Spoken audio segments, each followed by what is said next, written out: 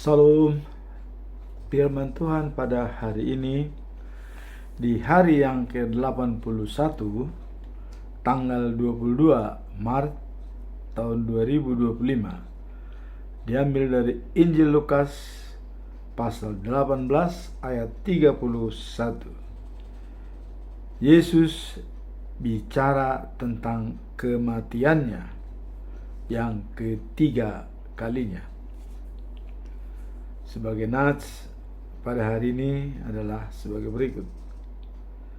Yesus memanggil ke-12 muridnya lalu berkata kepada mereka, "Sekarang kita pergi ke Yerusalem, dan segala sesuatu yang dituliskan oleh para nabi mengenai Anak Manusia akan digenapi." Dalam bahasa Indonesia sehari-hari dikatakan demikian. Yesus mengumpulkan ke-12 pengikutnya tersendiri, lalu berkata, "Dengarkanlah, kita sekarang menuju Yerusalem. Di sana semua yang ditulis nabi-nabi mengenai Anak Manusia akan terjadi." Dalam bahasa Batak Toba Siganupari di dok songonon.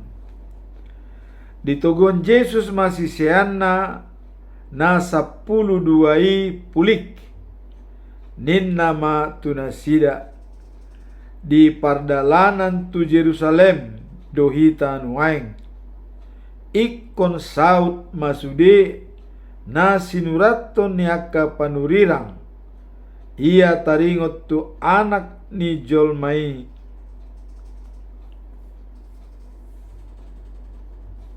Jadi salah ujaha ditogihon Yesus masih seana na 12 pulik nin nama tunasida di pardalanan tu Yerusalem dohitan waing ikon saut masude na sinuraton niaka panurirangi taringot tu anak ni jolmai. Biarlah firman Tuhan. Dan pedoman kita pada bulan Maret adalah dengan topik menyebarkan cahaya kemuliaan Tuhan, menyaksikan kemurahannya melalui iman dan pertobatan. Dijabarkan dalam Matius pasal 5 ayat yang ke-16. Demikianlah hendaknya terangmu bercahaya di depan orang, supaya mereka melihat perbuatanmu yang baik dan memuliakan Bapamu yang di sorga. Kemudian sekarang kita masuk dalam perikop hari ini, yaitu Injil Lukas pasal 18 ayat 31. Apa makna dari perikop ini? Ya. Ayat ini menyampaikan pesan bahwa Yesus mengajak murid-muridnya untuk memahami dengan jelas misinya yang akan dipenuhi, yaitu pengalihan dan kebangkitannya, yaitu penyalipan dan kebangkitannya. Dalam konteks ini terdapat makna mendalam mengenai pengorbanan dan rencana Allah yang harus dipenuhi dan diterima oleh para pengikutnya. Itulah makna daripada perikop ini. Artinya rencana Allah akan dipenuhi melalui penyalipan dan kebangkitannya, bangkit ke surga. Pesan moral daripada perikop ini adalah sebagai orang yang percaya, kita dipanggil untuk memiliki iman dan pengharapan dalam menghadapi tantangan, memahami bahwa setiap kesusahan bisa menjadi bagian dan proses penting, bukan rohani kita. Jadi di sini dikatakan bahwa setiap kesulitan bisa menjadi bagian dari proses penting, bukan rohani kita. Artinya bukan atas keinginan kita. Jadi bisa terjadi. Ya. Nah, iman dan pengharapan yang harus dipertahankan dalam menghadapi tantangan dan juga memahami bahwa setiap kesulitan bisa menjadi bagian dari proses penting dan bukan bagian daripada rohani kita. Artinya di luar daripada kebutuhan rohani bisa terjadi apa saja dalam hidup kita. Sebagai pembelajaran dapat diambil dari perikop ini. Yang pertama, Yesus memberitahukan kepada murid-muridnya mengenai perjalanannya menuju Yerusalem dan apa yang akan terjadi. Situlah tadi kita lihat penyaliban dan kebangkitannya. Itu yang akan terjadi di Yerusalem. Pembelajaran yang kedua, Yesus sudah tahu tentang penggenapan nubuat yang dibuatkan oleh para nabi. Jadi Yesus sudah tahu tentang misinya dan peristiwa yang akan menimpanya sebagai penggenapan daripada nubuat yang telah dinubuatkan oleh para nabi. Pembelajaran yang ketiga adalah ayat ini menekankan pentingnya pemahaman tentang penderitaan dan pengorbanan yang akan dialami oleh Yesus sebagai rencana keselamatan Allah. Jadi pengorbanan itu tidak sia-sia, tapi pengorbanan Yesus itu adalah sebagai rencana menyelamatkan umat manusia, bahwa kita pun sama seperti Yesus mati disalibkan dan bangkit pada hari yang ketiga. Dalam pembelajaran yang keempat, yaitu dalam Lukas pasal 18 ayat 31 dikatakan, Yesus mengatakan, kami pergi ke Yerusalem dan semua yang tertulis oleh nabi-nabi tentang anak manusia akan digenapi. Jadi apa yang telah dituliskan oleh para nabi itu akan digenapi, termasuk kematian daripada Yesus Kristus. Nah, kemudian Yesus mengatakan, kami pergi ke Yerusalem dan semua yang tertulis oleh nabi-nabi tentang anak manusia akan digenapi. Ini mengajarkan kepada kita bahwa meskipun penderitaan dan kesulitan mungkin tampak menghampiri, itu adalah bagian dari rencana yang lebih besar yang sudah ditentukan oleh Allah. Jadi kalau kita melihat bahwa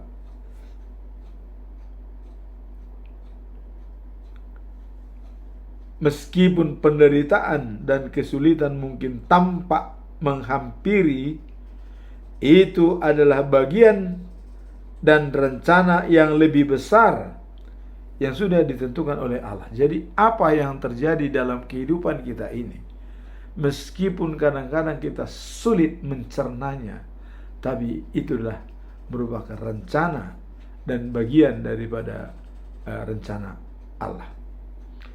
Pembelajaran yang kelima yaitu dengan iman dan pengharapan dalam menghadapi tantangan, memahami bahwa setiap kesulitan bisa menjadi bagian dari proses pertumbuhan rohani kita. Jadi proses tersebut bisa saja mengarahkan kepada pertumbuhan rohani kita. Yang keenam, kesimpulan ayat ini mengajak kita untuk memahami bahwa dalam perjalanan hidup kita seringkali terdapat tantangan yang harus dihadapi sebagai bagian dari rencana Tuhan yang lebih besar. Jadi dengan adanya rencana yang lebih besar, itu bisa mengakibatkan hidup kita seringkali terdapat tantangan yang harus dihadapi sebagai bagian dari rencana Tuhan yang lebih besar. Jadi mengajak kita untuk memahami bahwa dalam perjalanan hidup kita seringkali terdapat tantangan yang harus dihadapi sebagai bagian dari rencana Tuhan yang lebih besar. Jadi adanya rencana Tuhan Allah yang lebih besar dari apa yang terjadi pada saat kita mencoba memilah-milah situasi ataupun bencana yang timbul akibat praduga kita. Di sini dikatakan bahwa Allah selalu setia kepada kita dan tantangan yang harus dihadapi merupakan bagian dari rencana Allah yang lebih besar. Jadi apa yang kita lakukan itu, tantangan-tantangan yang kita hadapi itu adalah sebagai menyimpulkan bahwa tantangan yang dihadapi sebagai bagian dari rencana Allah yang lebih besar. Jadi jangan kita berputus asa apabila mendapatkan suatu persoalan yang sulit kita pecahkan. Itu adalah bagian daripada rencana Allah yang lebih dalam. Sekarang kita masuk dalam conclusion atau kesimpulan daripada perikop ini. Saya tetap mengajukan 3 buah pertanyaan dalam menggali apa makna daripada perikop yang diajarkan pada saat ini. Pertanyaan pertama, bagaimana cara memahami bahwa makna pengorbanan Yesus dalam konteks kehidupan sehari-hari? Apa makna pengorbanan Yesus dalam kehidupan sehari-hari yang selalu kita lewati? Apa maknanya?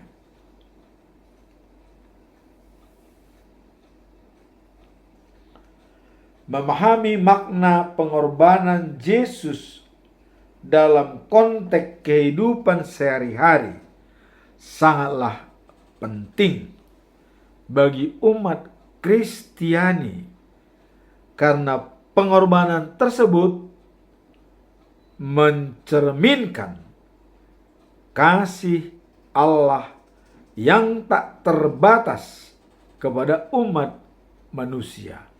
Artinya kasih itu adalah kasih agape.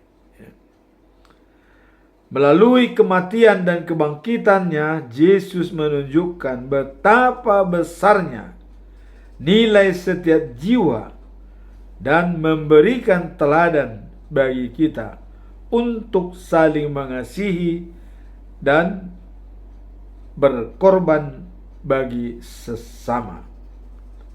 Nah, di sini jelas ditekankan bahwa kebangkitannya, kematian dan kebangkitannya itu menunjukkan betapa besarnya nilai setiap jiwa dan memberikan teladan bagi kita untuk saling menghargai dan berkorban dengan berbagi kepada sesama. Itulah jawaban daripada bagaimana cara memahami makna pengorbanan Yesus dalam konteks kehidupan sehari-hari.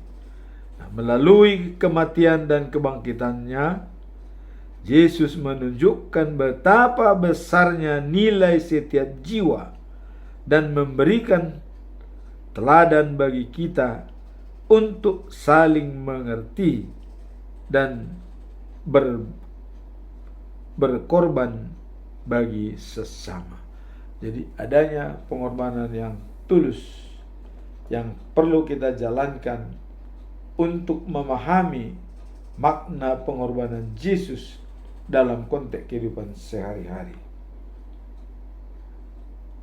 Roma 12 ayat 1 dikatakan, mempersembahkan tubuh kita sebagai persembahan yang hidup dan yang kudus, sebagai pelayan yang layak kepada Tuhan. Jadi pelayan yang layak kepada Tuhan adalah mempersembahkan tubuh kita sebagai persembahan yang hidup dan kudus.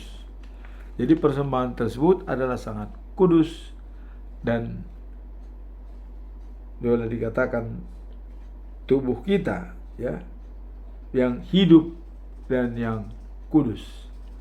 Itulah dalam Roma pasal 12 ayat 1, mempersembahkan tubuh kita sebagai persembahan yang hidup dan kudus, sebagai pelayan yang layak kepada Tuhan. Jadi kalau pelayan itu hendak layak di dalam Tuhan, mereka harus mempersembahkan ya persembahan yang hidup dan kudus sebagai pelayanan yang layak kepada Allah. Dalam Roma pasal 5 ayat 8 dikatakan, namun Allah menunjukkan kasih-Nya kepada kita karena Kristus telah mati untuk kita ketika kita masih berdosa. Ayat ini mengajarkan bahwa Allah mengasihi kita meskipun kita tidak berada dalam keadaan berdosa. Dan Allah tidak menginginkan kematian orang fasik, tapi pertobatannya supaya dia menjadi selamat. Ini tertulis di dalam Yehezkiel pasal 33 ayat 11. Firman Tuhan Allah, aku tidak berkenan kepada kematian orang fasik, melainkan pertobatannya supaya hidup kekal. Jadi dia tidak menginginkan kematian orang fasik, tetapi adalah pertobatan mereka supaya bisa menjadi hidup yang kekal. Nah, kemudian kita masuk dalam pertanyaan yang kedua ya. Nah, di sini dikatakan bahwa mengapa penderitaan seringkali menjadi bagian dari rencana Tuhan dalam kehidupan kita. Nah, ini mengapa penderitaan ya seringkali menjadi bagian dari rencana Tuhan ya, dalam hidup kita. Apa jawaban yang perlu kita berikan ya? Penderitaan seringkali menjadi bagian dari rencana Tuhan dalam hidup kita sebagai cara untuk membentuk karakter dan iman kita. Dalam Yakobus pasal 1 ayat 2 sampai dengan 4 dikatakan demikian. Saudara-saudara, anggaplah sebagai sukacita setiap kali kamu jatuh ke dalam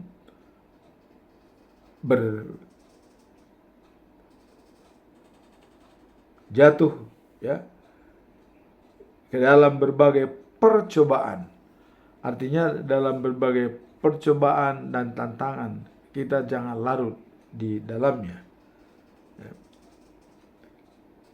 Nah, kemudian karena kamu tahu bahwa yaitu terhadap imanmu kita menghasilkan ketekunan, dan biarkanlah ketekunan itu memperoleh buah yang matang, supaya kamu menjadi sempurna dan utuh, dan kekurangan di dalam segala hal. Artinya sempurna dan tidak ada kekurangan di dalam segala sesuatunya. Nah, penderitaan dan percobaan yang dialami bukanlah tanpa makna. Jadi mengapa penderitaan seringkali menjadi bagian dari rencana Tuhan dalam hidup kita. Nah, di sini dikatakan penderitaan dan percobaan yang dialami bukanlah tanpa makna, melainkan sebagai sarana untuk menghasilkan ketekunan yang pada gilirannya membentuk kita menjadi pribadi sempurna dan utuh.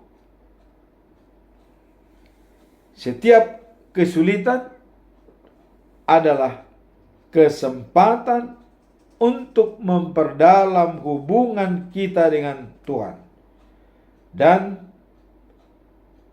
memahami kasih-Nya yang lebih dalam.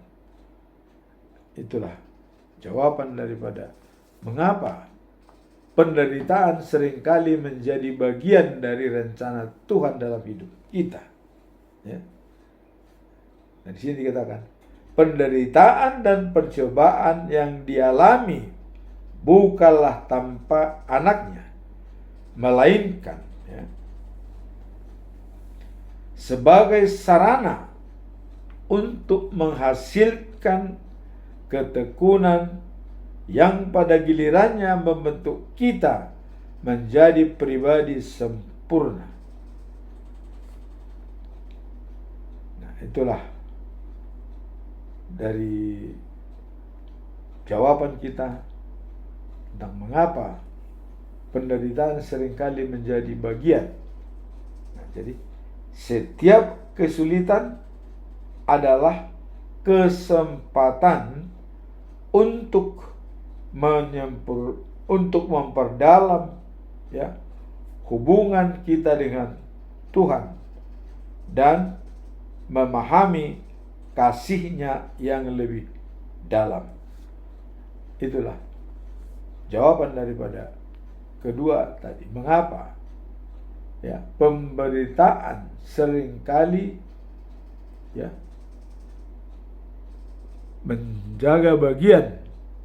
menjadi bagian dari rencana Tuhan dalam hidup kita.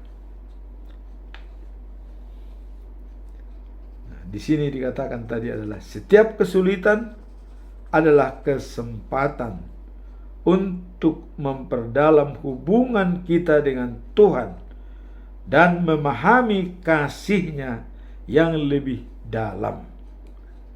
Ini sudah merupakan kesimpulan daripada perikop ini Jadi mengapa penderitaan seringkali menjadi bagian dari rencana Tuhan? Ini pertanyaan yang harus dijawab, bahwa penderitaan dan pengorbanan dan pencobaan yang dialami bukanlah tanpa makna. Jadi bukan artinya tidak mempunyai makna, melainkan sebagai sarana untuk menghasilkan ketekunan yang pada gilirannya membentuk kita menjadi pribadi sempurna dan utuh. Jadi tujuannya dalam penderitaan dan pencobaan itu, dia bertujuan adalah supaya kita menjadi pribadi yang sempurna dan utuh. Bagaimanakah ciri-ciri pribadi sempurna dan utuh? Ya. Nah, itu kita lihat ya. Setiap kesulitan adalah kesempatan untuk memperdalam hubungan kita dengan Tuhan dan memahami kasih-Nya yang lebih dalam. Jadi dalam hari ini lebih ditekankan kita untuk mengantisipasi dan memahami ya di dalam apa yang terjadi. Jadi dalam menghadapi kesulitan, iman merupakan sumber kekuatan yang penting bagi setiap orang percaya. Kemudian Alkitab mengajarkan bahwa melalui pencobaan kita dapat membangun karakter yang kuat dan mendalam dalam relasi dengan Tuhan. Jadi dalam hubungan kita dengan Tuhan harusnya semakin mempererat walaupun yang kita alami penderitaan dan kesusahan. Tapi dengan dasar itu kita menjadi tahan uji dan lebih mengutamakan kepentingan umum daripada golongan atau pribadi. Sekarang masuk kita dalam pertanyaan ketiga ya. Nah, di sini dikatakan, apa langkah-langkah praktis yang dapat diambil untuk membangun iman ketika menghadapi kesulitan? Bagaimana membangun iman kita dalam situasi sulit? Mari kita berikan jawaban ya. Dalam menghadapi kesulitan, iman merupakan sumber kekuatan yang penting bagi setiap orang percaya. Jadi di sini sudah ada dalilnya dan definisinya ya. Dengan menghadapi kesulitan, iman merupakan sumber kekuatan yang penting bagi setiap orang percaya. Jadi sebagai sumber kekuatan yang penting bagi setiap orang yang percaya. Alkitab mengajarkan bahwa melalui pencobaan, ya, ini kita garis bawahi, melalui pencobaan kita dapat membangun karakter yang kuat dan mendalam dalam relasi ya, dalam relasi kita dengan Tuhan. Jadi hubungan baik kita dengan Tuhan itu kita manfaatkan dengan baik.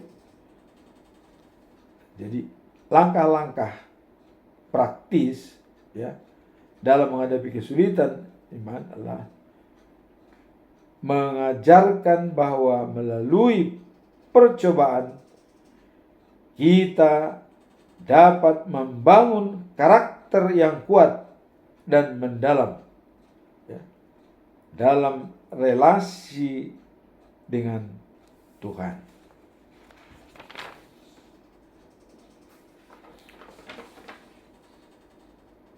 Kemudian apa langkah-langkah praktis yang harus kita lakukan ya untuk ya membangun iman ketika menghadapi kesulitan? Langkah-langkah apa dipakai untuk membangun iman dalam hal langkah-langkah kita dalam kesulitan ya? Mazmur 119 ayat 105 ya dikatakan, firman-Mu adalah pelita bagi kakiku dan terang bagi jalanku. Jadi ini sangat berhubungan ya, bahwa firman-Mu adalah pelita bagi kakiku dan terang bagi jalanku. kalau sudah pelita bagi kaki kita, kita tidak perlu lagi ragu untuk berjalan. Nah, kemudian dikatakan adalah kakiku, ya, pelita kakiku, firmanmu pelita kakiku, dan terangmu adalah jalanku. Jadi pelita kaki, ya, untuk mempersiapkan tugas-tugas kita. Nah, kemudian dengan terangnya, ya, bagi kehidupan kita, perjalanan kita akan didukung. Itulah langkah-langkah yang praktis untuk kita lakukan, ya. Nah, ini menunjukkan bagaimana Alkitab dapat menuntun kita dalam masa-masa gelap. Selain itu, ya, berdoa juga merupakan sarana vital untuk mendekatkan diri kepada Tuhan dan, ya, memohon kekuatan. Jadi dikatakan di sini adalah bahwa, ya,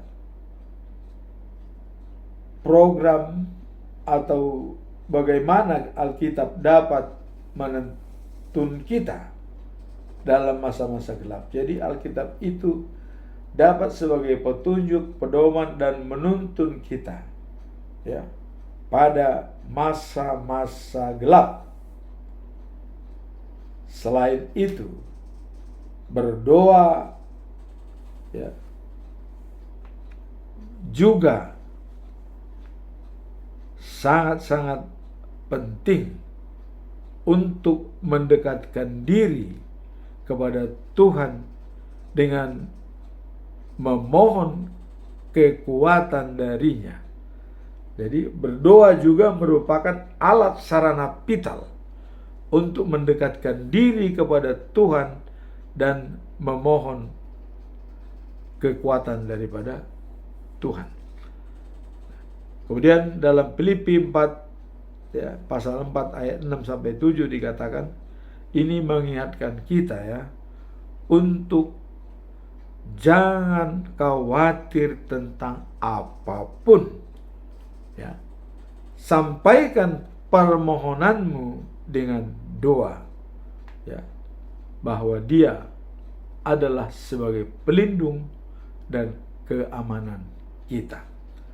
Jadi di sini tidak perlu khawatir apapun, tapi serahkanlah hidupmu itu kepada Allah yang menciptakan dan yang membuat kita, merawat kita menjadi bisa hidup dalam ketentraman.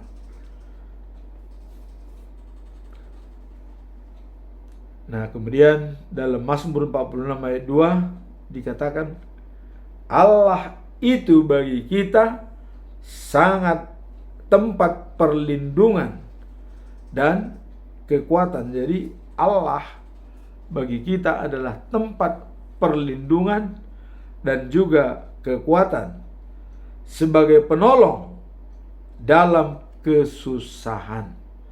Ayat ini sangat terbukti. Jadi sebagai penolong dalam kesusahan, ya. Nah, kemudian Allah itu bagi kita tempat perlindungan, ya, dalam, ya, dan kekuatan sebagai penolong dalam kesesakan. Jadi Tuhan itu adalah sebagai penolong, ya, dan juga tempat berlindung dalam kekuatan, ya, dan Dia adalah sangat terbukti dalam memberikan pengarahan dan bantuan kepada umatnya.